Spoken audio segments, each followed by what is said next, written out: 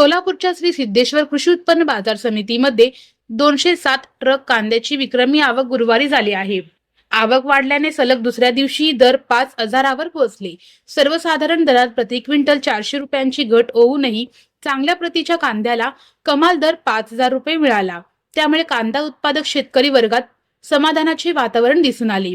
गत 2 दिवसापासून दर 5,000 रुपयावर गेला असून बुधवारी 146 ट्रक मधून 29,224 पिशव्या 14,672 क्विंटल कांद्यांची आवक झाली।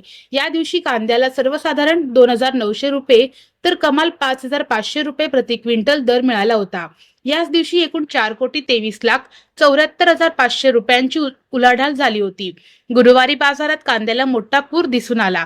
आवक 207 ट्रक मधून झाली। 41,400 पिशव्या 20,700 क्विंटल कांदा विक्रीस आला। एकाच दिवशी 61 ट्रकची आवक झाल्याने सर्वसाधारण दर 2,500 रुपये तर कमाल दर 5,100 रुपये प्रति क्विंटल होता।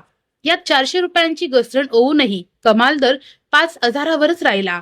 गुरुवारी आवक वाढल्याने एकूण उलाढाल 5,79,60,000 रुपयांवर गेली। बाजारातील आर्थिक उलाढालीमुळे सध्या शेतकरी वर्गामध्ये सकारात्मक मानले जात आहे। पावसाअभावी शेतातच कांदा करपू लागल्याने दर वाढूनही आताशी झालेला घास इरावल्याने बळीराजा चिंतेत सापडल्याचे चित्र पाहायला मिळत आहे।